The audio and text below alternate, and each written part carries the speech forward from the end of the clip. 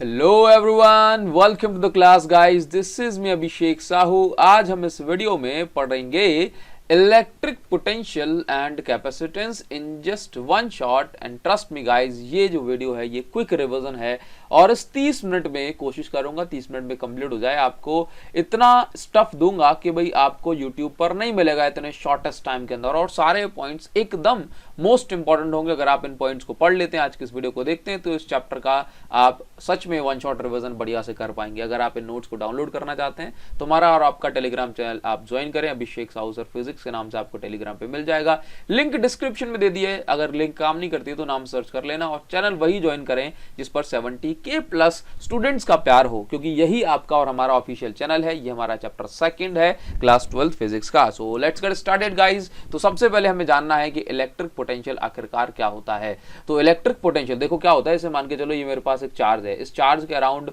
कुछ electric field बन रही होगी। तो इस फील्ड की इस फील्ड की जो स्ट्रेंथ है वो मैं इलेक्ट्रिक पोटेंशियल के टर्म्स में बता सकता हूं। फॉर एग्जांपल तो क्या होता है कि स्ट्रेंथ मतलब इस जगह की ताकत कैसे बताऊंगा। इस जगह की ताकत को हम एक्चुअल में इलेक्ट्रिक पोटेंशियल बोलते हैं। तो देखो, अगर मैं किसी चार्ज को इंफिनिटी से पकड़ के इस पॉइंट पर लेकर के आता हूं तो मुझे इस इलेक्ट्रिक फोर्स के अगेंस्ट कुछ ना कुछ वर्क करना पड़ेगा ना। वर्क करा मैंने किसको लेकर के आने में, एक टेस्ट चार्ज को लेकर के आने में। तो एक टेस्ट चार्ज को लेकर के आने में मैंने जितना वर्क करा उसको मैं बोलता हूं इलेक्ट्रिक पोटेंशियल। तो work done upon test charge, ये इलेक्ट्रिक पोटेंशियल का फॉर्मूला हो गया।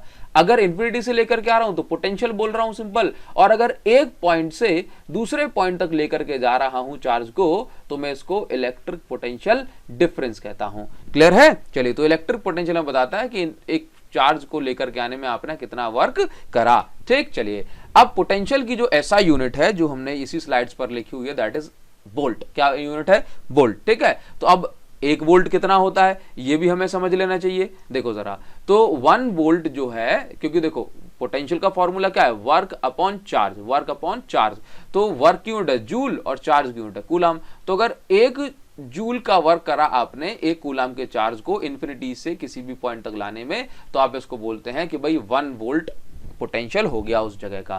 क्लियर है, 1 वोल्ट। नाउ अगर हम डायमेंशनल फॉर्मूला की बात करेंगे तो देखो, वर्क का डायमेंशन फॉर्मूला होता है ml²t-2, चार्ज का 80, तो यहां से पोटेंशियल का डायमेंशन फॉर्मूला हो गया ml²t-3 a-1। क्लियर है। चलिए आगे बढ़ जाते हैं। नाउ अब क्योंकि बात हो ही रही है ना direction of flow of charge, तो हमें समझना है कि इलेक्ट्रॉन का फ्लो कहां से कहां तक होता है, प्रोटॉन का फ्लो कहां से कहां तक। तो देखो, ये जो प्लेट है ये पॉजिटिवली चार्ज है। कैसी है? पॉजिटिवली चार्ज प्लेट है। ठीक है, और ये वाली प्लेट नेगेटिवली चार्ज है। तो पॉजिटिवली चार्ज प्लेट को आपने हायर पोटेंशियल बोला और नेगेटिवली चार्ज को आपने लोअर पोटेंशियल।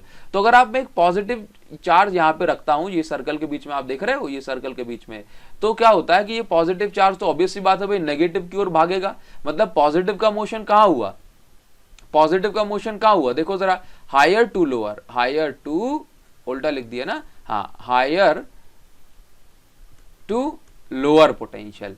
ठीक, जबकि नेगेटिव चार्ज कहां भाग रहा है, देखो पॉजिटिव की साइड, तो इसका मतलब है नेगेटिव चार्ज आ रहा है lower potential to higher potential. देख रहे हो ना, यहां से चार्ज ये पॉजिटिव साइड जा रहा है। ठीक, तो याद रखेंगे इलेक्ट्रॉन भागता है, मतलब नेगेटिव चार्ज भागता है lower potential to higher potential, positive charge भागता है higher potential to lower potential. Clear है। चलिए आगे बढ़ जाते हैं।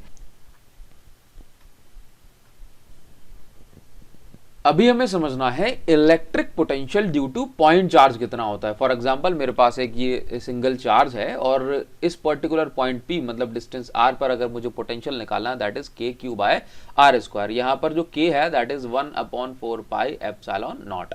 इसके बाद अगर मुझे पोटेंशियल निकालना है एक्सियल पॉइंट पे, कहां पे, एक्सियल पॉइंट पे, तो पोटेंशियल होता है B = kp/r²। यहां पर जो r है ये डिस्टेंस होती है डायपोल के सेंटर से लेकर के जिस पॉइंट पर आपको कैलकुलेशन करनी है। देन अगर आपको इलेक्ट्रिक पोटेंशियल निकालना है इक्वेटोरियल पॉइंट पे, तो यहां पर जो पोटेंशियल होता है ये आपका 0 हो जाता है।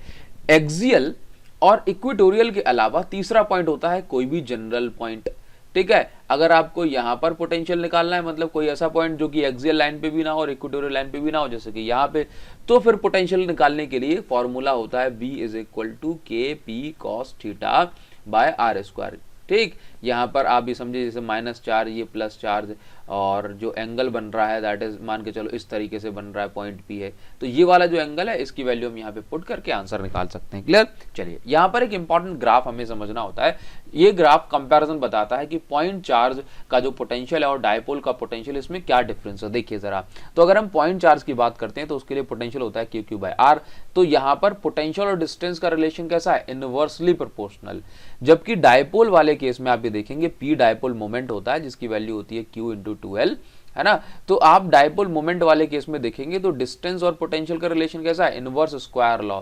यहाँ पे पोटेंशियल फॉलो कर रहा है इनवर्सली प्रोपोर्शनल, यहाँ फॉलो कर रहा है इनवर्स स्क्वायर लॉ। तो देखिए क्या होता है, इसे मान के चलो, आप जानते हैं कि अगर ये मेरे पास एक चार्ज है, लेट्स से 1 कूलाम का चार्ज, कैसा है? 1 कूलाम। तो इस चार्ज से मैं अगर दूर ज्यादा चला जाऊंगा तो पोटेंशियल की वैल्यू डिक्रीज होगी अलोंग द इलेक्ट्रिक फील्ड, समझना। अब यहां पर अगर ये डायपोल अगर होगा तो डायपोल में भी मैं आगे जाऊंगा, डायपोल रखा है, डायपोल की इलेक्ट्रिक फील्ड बन रही है तो यहां भी पोटेंशियल डिक्रीज होगा। लेकिन ये डायपोल में इनवर्स स्क्वायर लॉ है, मतलब स्क्वायर टाइम्स जल्दी पोटेंशियल कम होगा, तो यहाँ पे पोटेंशियल ज्यादा कम होगा, जबकि यहाँ पे पोटेंशियल स्लोली डिक्रीज होगा, समझे। तो पोटेंशियल डिक्रीजेज फास्टर, क्या लिखोगे? पोटेंशियल डिक्रीजेज फास्टर, ठीक है। तो अगर मुझे यहाँ पे ग्राफ बनाना है तो ये हो गया आपके पास एक सिंगल चार्ज के लिए। तो अगर मैं देखता हूं मुझे डायपोल के लिए बनाना है तो ग्राफ कुछ इस तरीके जाएगा, ये ऐसे, समझे। ये क्या है? V is inversely proportional to R square, समझे। आप देख रहे हो कि भाई ये ग्राफ जो है ये कितनी जल्दी नीचे जा रहा है, समझे। ये चीज हो गई, तो ये एक इंपॉर्टेंट है, आप इसको ध्यान रखेंगे, ठीक।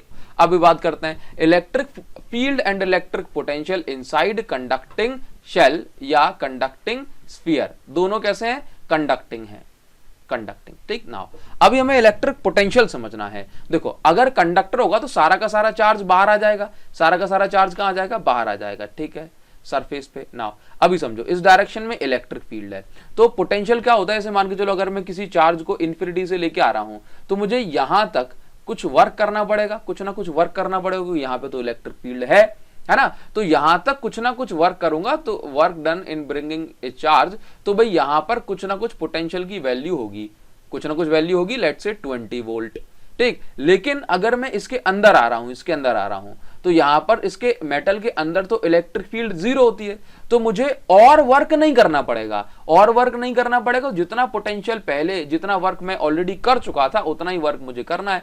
तो जितना पोटेंशियल इसकी सरफेस पे था उतना ही पोटेंशियल यहां पर अंदर भी होगा, तो सेम एज सरफेस, ठीक है। और ये इसके हर पॉइंट पे कैसा होगा? सेम होगा। तो मतलब ये क्या है? ये कांस्टेंट है। तो आपको समझना है कि इलेक्ट्रिक फील्ड तो मेटल के अंदर कैसी होती है? 0, जबकि क्योंकि पूरा चार्ज कहां होता है? सरफेस पे। जबकि जो इलेक्ट्रिक पोटेंशियल है ये मेटल के अंदर या मेटेलिक स्फीयर के अंदर कैसा होता है? कांस्टेंट होता है ना। बात समझ में आई? क्योंकि हमें अंदर इसके कोई और एक्स्ट्रा वर्क नहीं करना होता। क्लियर? चलिए आगे बढ़ेंगे, इसका ग्राफ ड्रॉ करेंगे। देखो, तो अगर मुझे इन दोनों की कंपैरिजन करनी है तो देखो यहां पर समझो, ये कौन सा है भाई? ये है आपके लिए इलेक्ट्रिक फील्ड वाला graph, electric field versus distance. तो देखो, अगर हम बात करें इलेक्ट्रिक फील्ड की तो इसके सेंटर पे तो इलेक्ट्रिक फील्ड 0 है, तो इलेक्ट्रिक फील्ड 0 है। फिर जैसे हम सरफेस पे आते हैं तो इलेक्ट्रिक फील्ड हो जाती है मैक्सिमम। कैसे हो जाती है? मैक्सिमम। और उसके बाद electric field inverse square law को फॉलो करती है। तो देखो सरफेस पे कैसी हो गई? मैक्सिमम, ठीक है। ये हो गई सरफेस पर, ठीक, मैक्सिमम इलेक्ट्रिक फील्ड, और उसके बाद इनवर्स स्क्वायर लॉ को फॉलो करेगी। देन अब बात करेंगे किसकी बात करेंगे? पोटेंशियल वर्सेस डिस्टेंस की। तो आप ये समझते हो कि देखो यहां पर पोटेंशियल अगर 20 वोल्ट है तो अंदर भी हर पॉइंट पे कहां होगा? 20 वोल्ट, मतलब मैक्सिमम पोटेंशियल ही अंदर होगा। तो आप समझो कि पोटेंशियल मैक्सिमम यहां पर है, और जब तक हम सरफेस पे नहीं आ जाते पोटेंशियल उतना ही रहेगा, और उसके बाद पोटेंशियल जो है कम होगा। क्लियर? तो यहां पर देखो ये जल्दी देखो, ये देख रहे हो ज्यादा नीचे जा रहा है ग्राफ, तो ये जल्दी कम हो रहा है। और एक मिनट, ठीक है, और ये यहां पर आगे समझेंगे, और ये देखो ये धीमे कम हो रहा है, इसका स्लोप कम है, ठीक है। चलिए, तो ये रिलेशन हो गया इन दोनों का, या कहीं कंपैरिजन हो गया, ठीक। नाउ नेक्स्ट हमें पढ़ना है इक्वी पोटेंशियल सरफेस का। देखो इसका नाम क्या कह रहा है? इसका नाम कह रहा है इक्वी, मतलब इक्वल, पोटेंशियल मतलब पोटेंशियल सरफेस, मतलब ऐसी सरफेस जिसके हर एक पॉइंट का पोटेंशियल सेम हो। तो देखो क्या होता है कि ये पॉइंट इस चार्ज, जैसे मान के चलो यहाँ पे कोई चार्ज रखा होगा Q, तो इस पॉइंट की डिस्टेंस यहाँ से लेट से 2 सेंटीमीटर हो गई, तो यहाँ पर भी कितनी होगी 2 सेंटीमीटर, यहाँ पे भी कितनी होगी 2 सेंटीमीटर। तो भाई इस चार्ज से 2-2 सेंटीमीटर की दूरी पर आने में हमें बराबर ही वर्क करना पड़ेगा ना, चाहे हम कहीं से भी आए इन्फिनिटी से, ठीक है, क्योंकि इन्फिनिटी तो हर डायरेक्शन में सेम है। तो देखो, तो यहाँ का पोटेंशियल अगर 10 वोल्ट हो गया तो इससे इस सेंटर से यहाँ का पोटेंशियल भी 10 वोल्ट होगा, यहाँ का पोटेंशियल भी 10 वोल्ट होगा। तो इन सभी 10 वोल्ट वाले पॉइंट्स को अगर हम मिला देंगे तो हमें जो सरफेस मिलेगी उस सरफेस को हम बोलेंगे इक्विपोटेंशियल सरफेस। ठीक, इसी तरीके से यहाँ का पोटेंशियल अगर बताओ जरा कम होगा कि ज्यादा, ज्यादा, क्योंकि हम और इसके चार्ज के पास में आएंगे तो हमें और ज्यादा वर्क करना पड़ेगा। तो इसके पॉइंट का पोटेंशियल 15 वोल्ट, तो भाई इन सरफेस को मिला देंगे तो ये बन जाएगी नई इक्विपोटेंशियल सरफेस। क्लियर है? तो आइसोलेटेड पॉजिटिव चार्ज के लिए ऐसे बनती है। याद रखें कि इक्विपोटेंशियल सरफेस जो होती है ये इलेक्ट्रिक फील्ड के परपेंडिकुलर होती है। कैसी होती है? परपेंडिकुलर। क्लियर? इसको समझना है और याद रखना है। तो देखो, अगर हमारे पास कोई यूनिफॉर्म इलेक्ट्रिक फील्ड है, यूनिफॉर्म इलेक्ट्रिक फील्ड, तो इक्विपोटेंशियल सरफेस कैसी बनेगी? ऐसी बनेगी, प्लेन, प्लेन सरफेस। ठीक है, बिल्कुल परपेंडिकुलर। देख पा रहे हैं? चलिए नेक्स्ट आपको समझना है कि अगर दो इक्वल एंड ऑपोजिट चार्ज जैसे कि डायपोल, तो इक्विपोटेंशियल सरफेस कैसे बने। देखो, यहां पर हमने हर पॉइंट पर एक क्या किया, क्या ड्रॉ करा, नॉर्मल ड्रॉ करा, और इन सभी नॉर्मल को मिला देंगे। अच्छा, एक चीज समझो कि बीच में जो इलेक्ट्रिक फील्ड है ये स्ट्रॉन्ग इलेक्ट्रिक फील्ड है, हाँ, ऑपोजिट चार्जेस के लिए, और बीच में इसके वीक इलेक्ट्रिक फील्ड होती है सेम चार्ज के लिए। ऐसे होता है ना, बीच में न्यूट्रल पॉइंट बनता है। देखो, तो हम क्या करते हैं कि बीच में जो इक्विपोटेंशियल सरफेस होती हैं ये क्लोज पास से बनती है ना, अभी हम प्रॉपर्टी पढ़ेंगे, और बाहर की साइड दूर दूर बनती है, बाहर की साइड दूर दूर, और बीच में पास में बनती है। ठीक है, ऐसा ही पैटर्न आपको यहाँ पे देखने को मिलेगा।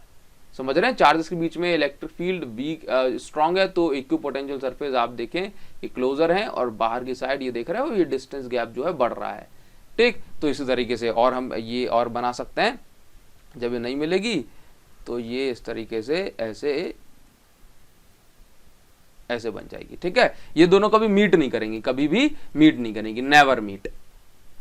ठीक है, इंटरसेक्ट नहीं करती एक दूसरे को, और इस तरीके से यहाँ पे बन जाएगी। ठीक, ये हो गई इक्विपोटेंशियल सरफेस। ठीक है, मतलब आपको इलेक्ट्रिक फील्ड लाइन बनानी है और उसके बाद आपको ऐसा कर देना। देखो, यहाँ पे वीक है तो वीक में जो इक्विपोटेंशियल सरफेस है, इक्विपोटेंशियल सरफेस ये दूर होती है, दूर होती हैं। ठीक है, वीक इलेक्ट्रिक फील्ड में। नाउ आगे बात करते हैं, चलो प्रॉपर्टी में इस चीज समझ लेते हैं। इक्विपोटेंशियल सरफेस की हर एक पॉइंट का जो पोटेंशियल है ये कैसा होता है, ये पोटेंशियल सेम होता है, पोटेंशियल हर पॉइंट का सेम है। ठीक, अगर आप इक्विपोटेंशियल सरफेस पे एक पॉइंट से दूसरे पॉइंट तक जाते हैं तो आपको जो है वर्क नहीं करना पड़ेगा, जीरो वर्क करना पड़ेगा। जैसे कि ये एक सरफेस है, इक्विपोटेंशियल सरफेस के इस पॉइंट का पोटेंशियल V वोल्ट है और इस पॉइंट का पोटेंशियल V वोल्ट है, तो दो पॉइंट के बीच का पोटेंशियल डिफरेंस कितना, देखो वर्क एक पॉइंट से दूसरे पॉइंट तक ले जा रहे हो तो पोटेंशियल डिफरेंस अपॉन चार्ज, तो दो पॉइंट के बीच का पोटेंशियल डिफरेंस कितना, जीरो अपॉन चार्ज, मतलब वर्क डन कितना आ गया, जीरो। समझ में आ गई? तो इक्विपोटेंशियल सरफेस पे चार्ज को एक पॉइंट दूसरे पॉइंट तक ले जा रहे हो तो आपको कोई वर्क नहीं करना पड़ेगा। स्ट्रॉन्गर इलेक्ट्रिक फील्ड में जो इक्विपोटेंशियल सरफेस है ये पास में होती हैं। क्यों होती हैं? क्योंकि देखो ये वीक इलेक्ट्रिक फील्ड है, तो वीक में क्या होता है कि आपको कम वर्क करना पड़ेगा। यहां तक आए तो 1 वोल्ट वर्क हो गया, यहां तक आए तो 2 वोल्ट वर्क हो गया। जबकि आप यहां पे देखो कि यहां पर वर्क जल्दी होगा ना, तो यहां पे ज्यादा पास में आपको इक्विपोटेंशियल सरफेस मिलेंगी। इसलिए स्ट्रॉन्ग इलेक्ट्रिक फील्ड में पास में इक्विपोटेंशियल सरफेस होती है और वीक में दूर। ठीक, अब नेक्स्ट पॉइंट है कि दो इक्विपोटेंशियल सरफेस जो है कभी भी मीट नहीं करेंगी। क्यों मीट नहीं करेंगी? क्योंकि अगर मीट करेंगी तो इसके हिसाब से पोटेंशियल 10 वोल्ट होना चाहिए और इसके हिसाब से पोटेंशियल लेट से 15 वोल्ट होना चाहिए। तो इस पॉइंट पे दोनों पोटेंशियल कैसे एग्जिस्ट कर सकते हैं, है ना, इसलिए equipotential surface never intersect. Take now अब हम बात करेंगे इलेक्ट्रिक पोटेंशियल एनर्जी की। समझे? देखिए जरा, इलेक्ट्रिक पोटेंशियल एनर्जी देखो, तो होता क्या है कि energy is the property of system. Energy क्या है? Energy is the property of system. System की प्रॉपर्टी है, प्रॉपर्टी ऑफ सिस्टम, है ना। तो सिंगल चार्ज की कोई भी एनर्जी नहीं होती, एनर्जी होती है एक से ज्यादा चार्ज की। तो देखो अभी एक ये इकलौता चार्ज है, अगर ये चार्ज इकलौता यहां रखा हुआ है तो इसके पास कोई भी पोटेंशियल एनर्जी नहीं होगी। लेकिन अगर हम एक चार्ज को लेकर के आए और इसके पास में रख दिया तो अब इन दोनों के बीच में जो अट्रैक्शन और रिपल्सन फोर्स लग रहा होगा उसके कारण से इनके बीच में एनर्जी आ जाएगी। ठीक, तो एनर्जी का फॉर्मूला क्या होता है? एनर्जी का फॉर्मूला होता है पोटेंशियल, देखो क्योंकि एनर्जी कैसे आती है? वर्क से आती है ना, वर्क करने से। तो पोटेंशियल इनटू जिस चार्ज को आप लेकर के आए हैं। क्लियर है? तो पोटेंशियल पहले कौन बना रहा है? देखो जैसे मैं आपको समझाऊं कि अगर ये Q1 अकेला रखा था तो पोटेंशियल ये कितना बना रहा था? K Q1 upon R।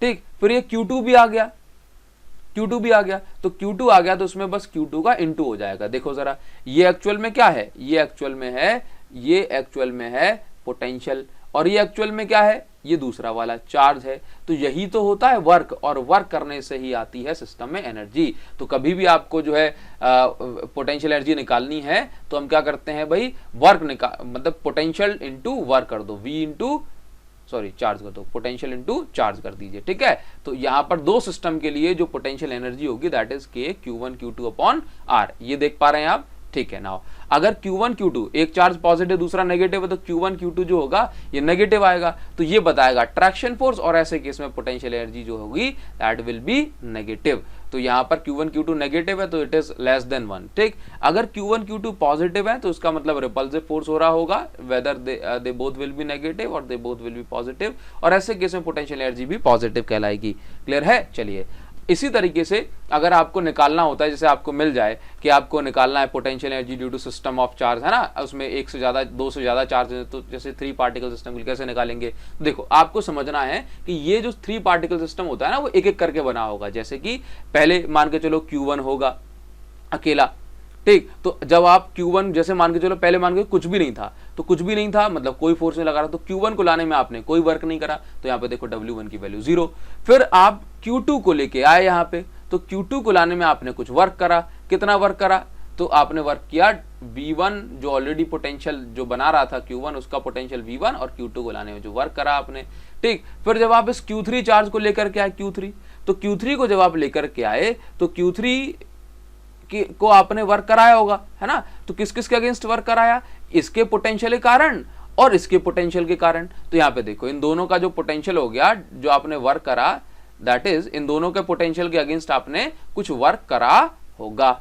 समझ में आ गई बात? तो इस तरीके से आप नेट वर्क निकालेंगे इस सिस्टम की नेट एनर्जी, तो दैट विल बी, आप देखो W1 plus W2 plus W3, ये पूरा कैलकुलेट हो जाएगा। W3 की वैल्यू क्या है? W3 की वैल्यू क्या है? देखो Q3 को लाए आप, Q3 को लाए तो आपने किस किस के अगेंस्ट वर्क करा? इसके potential K Q1 upon R13 के पोटेंशियल के अगेंस्ट आपने वर्क करा Q3 को लाने में।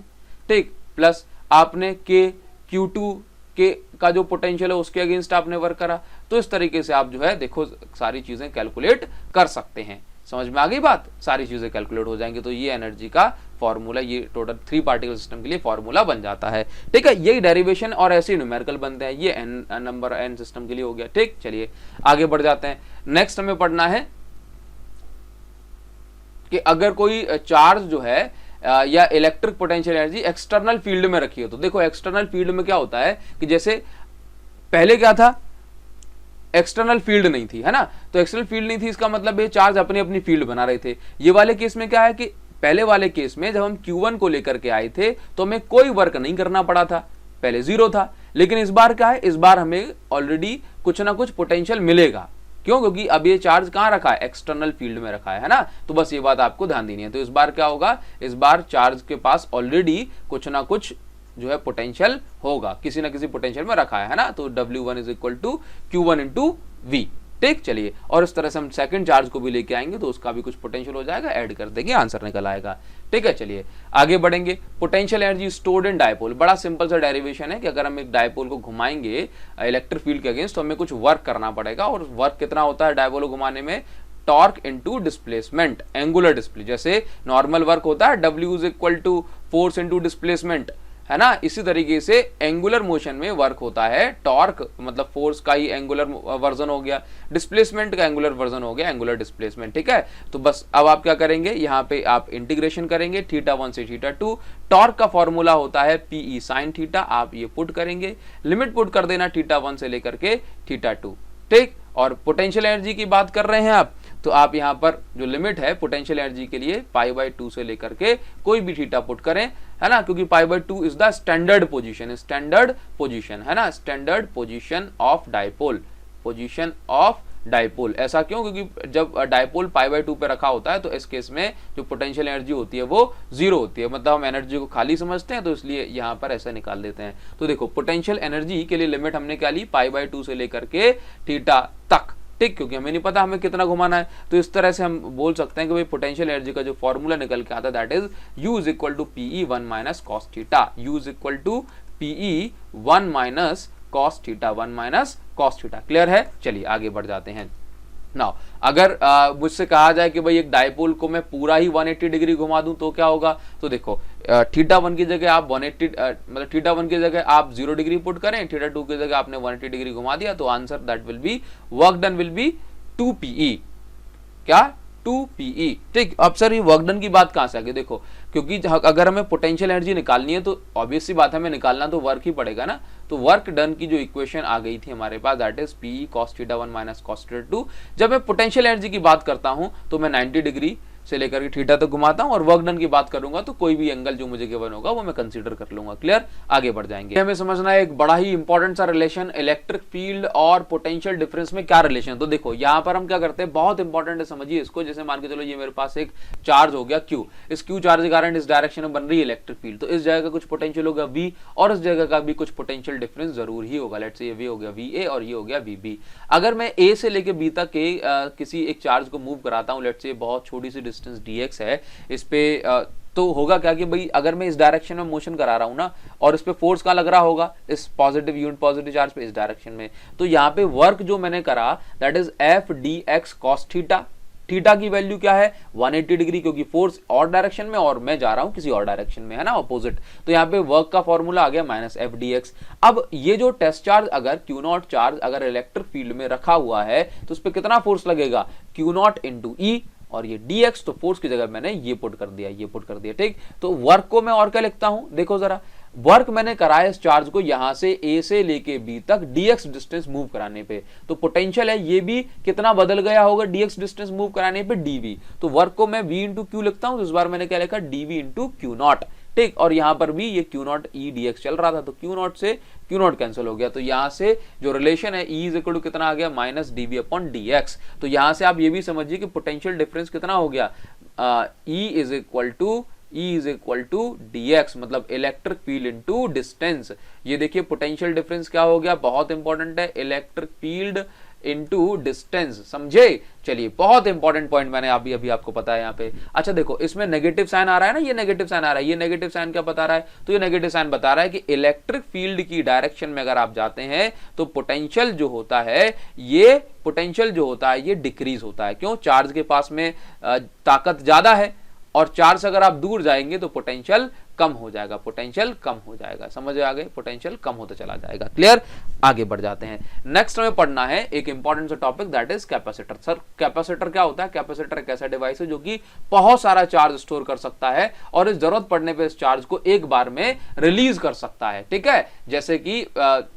जैसे कि कैमरे के में वगैरह में यूज होता है कैपेसिटर, या फिर आप समझते हैं कि फैन में ये जो यूज होता है ये भी कैपेसिटर है, ठीक है। चलिए आगे बढ़ जाते हैं। अब कैपेसिटर है मतलब चार्ज को या एनर्जी को स्टोर करने वाला डिवाइस, तो इसकी कुछ कैपेसिटी होती होगी, और इस कैपेसिटी को फिजिक्स में हम बोलते हैं कैपेसिटेंस। तो भाई देखो एक कंडक्टर कितना चार्ज होल्ड कर सकता है, स्टोर कर सकता है, इसकी क्षमता को, इसकी कैपेसिटी को हम बोलते हैं कैपेसिटेंस। तो देखो चार्ज देने से बढ़ता है पोटेंशियल, है ना, तो Q is directly proportional to charge volt, ठीक है। तो यहां से प्रोपोर्शनल साइन हटेगा तो कांस्टेंट आएगा, उसको हमने बोला C, और C इज इक्वल टू हो जाता है Q बाय V। और ये C क्या है, ये C है कैपेसिटेंस। जब भी जरूरत पड़ेगी ना कैपेसिटेंस निकालने की तो ये हम फॉर्मूला लगाएंगे चार्ज अपॉन पोटेंशियल डिफरेंस, ठीक। इसकी यूनिट होती है फैराड, क्योंकि ये यूनिट बहुत बड़ी होती है तो हम इसकी माइक्रो फैराड या पिको फैराड यूनिट को डेली लाइफ में यूज करते हैं। चलिए आगे बढ़ जाएंगे, लेकिन उससे पहले मैं आपको बता दूं कि कैपेसिटेंस ऑफ स्फीयर, देखो आप समझते हैं कि किसी भी कंडक्टर के पास जो चार्ज स्टोर होता है उसकी क्षमता को, कैपेसिटी को आप क्या बोलते हैं, कैपेसिटेंस। तो मान के चलो कि भाई इसको हमने चार्ज दे दिया Q, इस कंडक्टर को हमने चार्ज दिया Q, और ये Q चार्ज जो है हर जगह यहाँ पे देख रहे हो फैल गया, ठीक है। अब इसके कारण इसकी कुछ ना कोई कैपेसिटी होगी, तो कैपेसिटेंस का फॉर्मूला क्या है, Q बाय V। तो निकालूंगा भाई, देखो Q की जगह पे तो मैंने Q रख दिया। अब V क्या है, V है वोल्ट। तो क्योंकि ये सारा का सारा चार्ज स्फेरिकल कंडक्टर पे जो है फैला हुआ है, तो स्फेरिकल कंडक्टर पे अगर आप चार्ज देते हैं तो होता क्या है कि सारा का सारा चार्ज पॉइंट चार्ज की तरह बिहेव करता है। तो क्यू कैपेसिटेंस निकालने के लिए क्यू ठीक है, और वी रख दिया मैंने पॉइंट चार्ज वाला, क्योंकि charge will behave as point charge. तो यहां से अगर मैं कैपेसिटेंस निकालता हूं तो ये आ जाती है 4 pi epsilon naught into R. तो यहां पे समझो कैपेसिटेंस चार्ज पे डिपेंड नहीं कर रही, does not depend on charge. ये लाइन पढ़ो। बोला आप तो अब हैरान हो जाओगे, सर चार्ज पे डिपेंड क्यों नहीं कर रही? क्योंकि कैपेसिटेंस का मतलब होता है क्षमता, मतलब कैपेसिटी। मान के चलो ये बाल्टी है, अब ये सेम बाल्टी है, इसमें मतलब बकेट, इसमें 20 लीटर पानी बन सकता है। तो भले ये खाली हो या भरी हो, मैं इसकी कैपेसिटी क्या बोलूंगा कि 20 लीटर की बाल्टी है, भले ही पानी हो या ना हो। तो इस तरह से कैपेसिटेंस चार्ज पे डिपेंड नहीं करती। तो इसके फैक्टर फैक्टिंग है कुछ कि भाई ये साइज ऑफ कंडक्टर का साइज कितना बड़ा है, इस पर डिपेंड करेगी। इसके आसपास कौन सा मीडियम है, उस पर डिपेंड करेगी। वैक्यूम होगा तो बहुत सारा चार्ज बढ़ सकते हैं, और शेप ऑफ कंडक्टर पे भी डिपेंड करेगी। जैसे कि अगर एक पॉइंटेड चार्ज वाला कंडक्टर होगा जल्दी से चार्ज लीक हो जाता है, जबकि इस तरह का कंडक्टर होगा तो उस पर चार्ज लीक नहीं होता, तो आप और ज्यादा चार्ज दे सकते हैं। तो शेप ऑफ कंडक्टर पे भी ये डिपेंड करती है कैपेसिटेंस। नेक्स्ट हम आ जाएंगे, अब एक न्यूमेरिकल आपको मिल जाता है कि भाई अगर एक कंडक्टर है अर्थ के साइज के बराबर, जिसकी रेडियस 6400 किलोमीटर है, तो उसकी कैपेसिटेंस निकालो। तो इस फॉर्मूले से हम डायरेक्ट जो है आर की वैल्यू पुट करेंगे 6400 किलोमीटर, तो यहां से वैल्यू निकल के आ जाएगी। आप देखेंगे कि इसकी कैपेसिटेंस कितनी आ रही है, 711 माइक्रोफैराड। सर ये अर्थ की कैपेसिटेंस नहीं है, ये कैपेसिटेंस है अर्थ के जितने बड़े कंडक्टर की। क्लियर है बात इतनी? चलिए समझ में आ गई। 711 माइक्रोफैराड, समझ रहे हो, इतने बड़े कंडक्टर की भी कैपेसिटेंस माइक्रोफैराड में निकल के आ रही है। चलिए अब हम बात करेंगे कि हमारे पास जो कैपेसिटर होता है, इस कैपेसिटर में दो अपोजिटली चार्ज प्लेट होते हैं, एक पॉजिटिवली चार्ज प्लेट और एक नेगेटिवली चार्ज प्लेट, और दूसरी वाली प्लेट क्या होती है, हमेशा अर्थिंग इसमें होती है। क्लियर है? चलिए इसमें अर्थिंग है। नाउ अभी हमें निकालना है इस पैरेलल प्लेट कैपेसिटर की कैपेसिटेंस, जो कि काफी ज्यादा इंपॉर्टेंट है। तो देखो सिंपल सी बात, हर बार फॉर्मूला क्या लगेगा, फॉर्मूला हर बार लगने वाला है C is equal to Q by B, बस इतनी सी बात है, क्या क्यू बाय बी। नाउ ये प्लेट है, इस प्लेट के बीच में कुछ ना कुछ इलेक्ट्रिक फील्ड बन रही होगी, और ये इलेक्ट्रिक फील्ड कितनी है, electric field between two oppositely charge plate कितनी होती है, सिग्मा बाय एप्सिलॉन नॉट। इन दोनों प्लेट के बीच की डिस्टेंस d, बस इतनी सी बात आपको ध्यान रखनी है। देखो क्या है कि चार्ज इस पे प्लेट में फैला हुआ है ना, और पॉइंट चार्ज की तरह एक्ट नहीं कर रहा, तो चार्ज को हम सरफेस चार्ज डेंसिटी के फॉर्म में कंसीडर करेंगे। तो क्यू की जगह क्या पुट करोगे, सिग्मा ए इंटू ए, सिग्मा इंटू ए, सिग्मा इंटू ए। क्लियर है?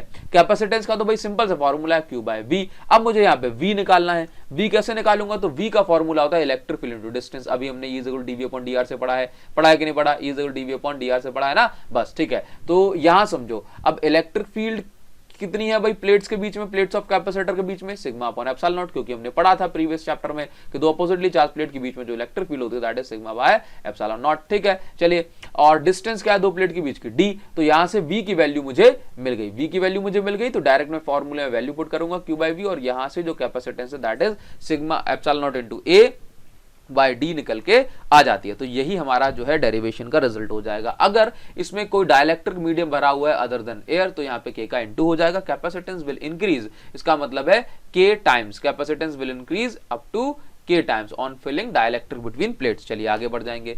नेक्स्ट तो आपको समझना है कि parallel plate capacitor capacitance in factor पर डिपेंड करती है, epsilon naught a by d, इसको हमने अलग अलग तरीके से लिख दिया है। चलिए अब डाइलेक्ट्रिक तो आप सभी लोग समझते हैं ना, डाइलेक्ट्रिक एक ऐसा मीडियम होता है जो कि इलेक्ट्रिक फील्ड में अगर रखा है तो इसके अंदर इलेक्ट्रिक इफेक्ट शो होने लगे। जैसे कि ये पॉजिटिव चार्ज है, यहाँ पे ये पॉजिटिव चार्ज है, तो डाइलेक्ट्रिक का मतलब है इंसुलेटर मीडियम। जैसे कि पेपर हो गया, वो इंसुलेटर है, करंट फ्लो तो नहीं होता, लेकिन अगर आप इसको इलेक्ट्रिक फील्ड में रखेंगे तो इसके अंदर ऑपोजिट डायरेक्शन में इलेक्ट्रिक फील्ड बनने लगती है, क्योंकि इसके चार्जेस पर भी फोर्स लगता है, ये इसको ऐसे अट्रैक्ट करते हैं। ठीक है, तो डाइलेक्ट्रिक क्या है, डाइलेक्ट्रिक सिंपल से ऐसे मीडियम है, ऐसे मटेरियल जिनके अंदर करंट तो फ्लो नहीं होता, लेकिन ये इलेक्ट्रिक इफेक्ट शो करने लगते हैं। क्लियर? नाउ आगे बढ़ जाएंगे। चलिए अब देखो, जैसे कि अब मुझे निकालना है एक बहुत इंपॉर्टेंट सा रिलेशन, मतलब फॉर्मूला कि capacitance of parallel plate capacitor partially filled with dielectric. अगर हम एक डाइलेक्ट्रिक को पूरा भर देंगे, पूरा प्लेट्स के बीच में भर देंगे, तो k टाइम्स कैपेसिटेंस बढ़ जाएगी, ये तो ठीक है,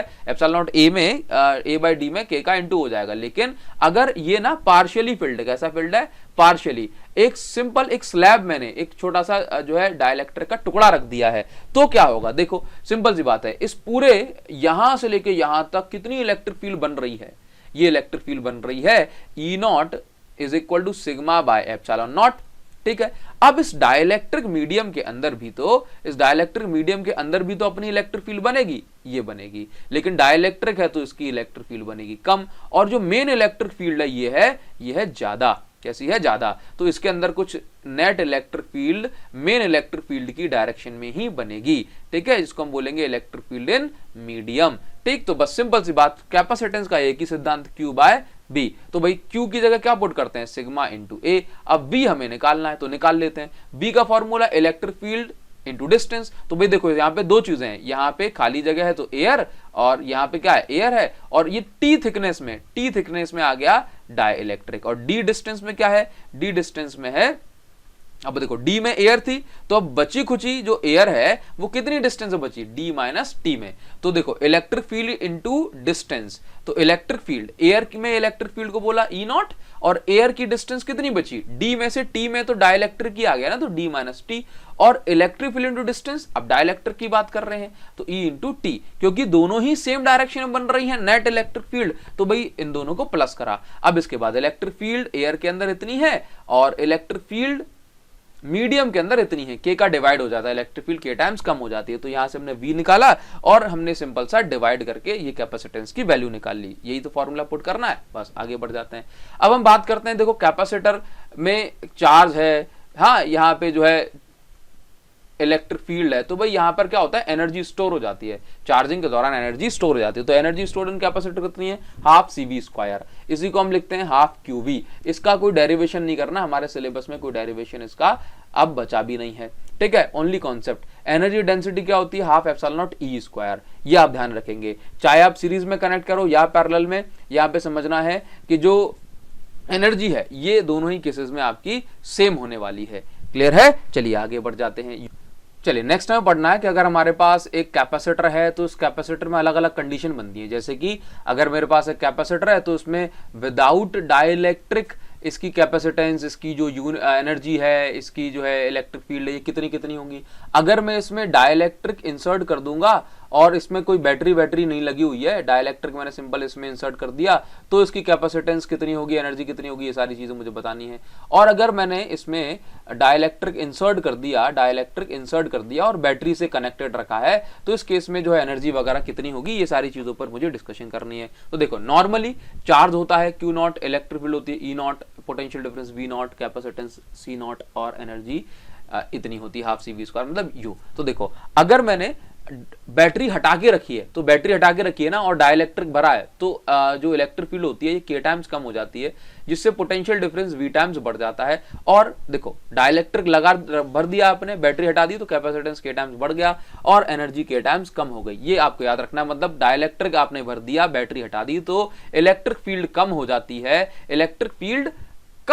है, ठीक है, K टाइम्स। और इलेक्ट्रिक फील्ड के कम होने से ये पोटेंशियल डिफरेंस भी कम हो जाता है, क्योंकि आपने पढ़ा है ना E = dV/dr, मतलब यहाँ पे सेम रिलेशन चल रहा है। और यहाँ पे आप समझिए कि Q या C आपने पढ़ा है Q/V, तो यहाँ से पोटेंशियल डिफरेंस अगर कम हो रहा है तो कैपेसिटेंस V टाइम्स मतलब K टाइम्स बढ़ जाती है। क्लियर है? इसी तरीके से आप ध्यान रखेंगे कि एनर्जी भी K टाइम्स कम हो जाती है। तो आपको ध्यान रखना है, अगर आपने डाइलेक्ट्रिक पुट करा है कैपेसिटर के प्लेट के बीच में, तो जो कैपेसिटेंस है वो K टाइम्स बढ़ जाएगी, बाकी सब कुछ K टाइम्स कम हो जाएगा। और अगर आपने बैटरी लगा रखी है तो आप कुछ भी करते रहो, पोटेंशियल डिफरेंस चेंज नहीं होगा, क्योंकि बैटरी का काम ही होता है पोटेंशियल डिफरेंस मेंटेन करना, लेकिन कैपेसिटेंस K टाइम्स बढ़ जाती है, क्योंकि डाइलेक्ट्रिक का यही इफेक्ट होता है, और कैपेसिटेंस बढ़ने से एनर्जी भी K टाइम्स बढ़ जाती है। इलेक्ट्रिक फील्ड और पोटेंशियल डिफरेंस सेम रहते हैं, क्योंकि बैटरी लगी हुई है। क्लियर? ये बात आप याद रखेंगे। नेक्स्ट हमें पढ़ना है कि भाई अगर हम दो आइडियल या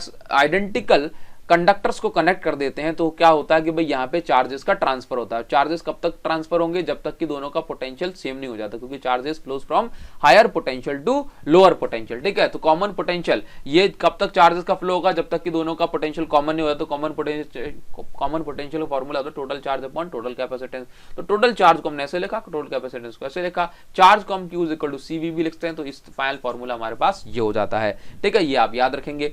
अब क्या करना है, देखो क्या होता है कि जब एक जो है कंडक्टर से दूसरे कंडक्टर में चार्ज का फ्लो हो रहा होता है, तो क्या होता है, तो होता कुछ यूं है कि भाई यहां पर कुछ एनर्जी हीट के फॉर्म में लॉस हो जाती है। तो हमें निकालना है कि यहां पर एनर्जी का लॉस कितना हुआ। तो इनिशियल आप समझे कि इनिशियल एनर्जी कितनी थी, इसकी प्लस इसकी, मतलब U1 प्लस U2, इन दोनों की इनिशियल एनर्जी कितनी थी, उसके बाद इन दोनों की फाइनल एनर्जी कितनी बची है। इसको अगर हम सब्ट्रैक्ट करते हैं तो हमारे पास जो एनर्जी आती है दैट इज इतनी, समझ गए, U1 प्लस U2 माइनस इन दोनों की फाइनल एनर्जी। और फाइनल एनर्जी जब निकालते हैं, देखो यहाँ पे पोटेंशियल V1 V2 है, और जब दोनों के पास सेम चार्ज हो जाएगा, मतलब ऐसे कहें कि भाई चार्ज का फ्लो रुक जाएगा तो दोनों का पोटेंशियल कॉमन हो जाएगा। तो यहाँ पे आपने सिंपल V लिखा है, तो U initial minus U final, क्योंकि U इनिशियली ज्यादा थी ना, फाइनली कम, तो इसका मतलब जो एनर्जी का लॉस हो गया ये हम इस तरीके से कैलकुलेट कर सकते हैं। बात करेंगे कैपेसिटर को हम दो तरीके से कनेक्ट करते हैं, सीरीज कॉम्बिनेशन और पैरेलल कॉम्बिनेशन। सीरीज कॉम्बिनेशन में हर कैपेसिटर के अक्रॉस जो पोटेंशियल जो होता है ये बदलता रहता है, या कहूं पोटेंशियल ड्रॉप होता रहता है, जबकि पैरेलल कॉम्बिनेशन में सभी जो कैपेसिटर होते हैं ये बैटरी की एक ही प्लेट से कनेक्टेड होते हैं, है ना। तो हम बोल सकते हैं कि भाई इसके अक्रॉस जो पोटेंशियल डिफरेंस होता है ये कैसा होता है, ये सेम होता है, क्योंकि ये देख रहा हो सभी के सभी बैटरी के, देखो ये सारे प्लेट बैटरी की पॉजिटिव से कनेक्टेड है, सारी की सारी बैटरी की नेगेटिव से कनेक्टेड है, ठीक है। तो याद रखेंगे सीरीज में क्या सेम होता है, सीरीज में सबके अक्रॉस जो है करंट मतलब चार्ज सेम होता है, जबकि पोटेंशियल डिस्ट्रीब्यूट होता है। तो देखो हमने क्या लिखा, V is equal to V1 plus V2 plus V3, इसके अक्रॉस पोटेंशियल चेंज हुआ V1, इसके अक्रॉस V2, इसके अक्रॉस V3। तो अगर हम यहाँ से V को पुट करते हैं Q बाय C, तो यहाँ से हमारे पास जो कैपेसिटेंस है कोई पैरेलल कॉम्बिनेशन में इक्विवेलेंट कैपेसिटेंस ये इतनी आ जाएगी। इसी तरीके से अगर मैं सॉरी ये सीरीज कॉम्बिनेशन है ना, तो सीरीज में इतनी कैपेसिटेंस आ जाएगी। और पैरेलल में चार्ज डिस्ट्रीब्यूट होता है Q1 plus Q2 plus Q3, जबकि जो वोल्टेज है वो सेम होता है, तो यहां से हम निकालेंगे तो कैपेसिटेंस इतनी आ जाएगी। क्लियर है। तो ये हुआ हमारा आज के चैप्टर, ठीक है। और अब आप मुझे कमेंट सेक्शन में जरूर से कमेंट करके बताएंगे कि ये वीडियो आपको कैसी लगी और नेक्स्ट वीडियो आपको चाहिए या नहीं, जरूर से मुझे बताएं। Thank you so much guys, thanks a lot. मैं आपका वेट करूंगा अगर आप कमेंट करके बताते हो। Thank you guys.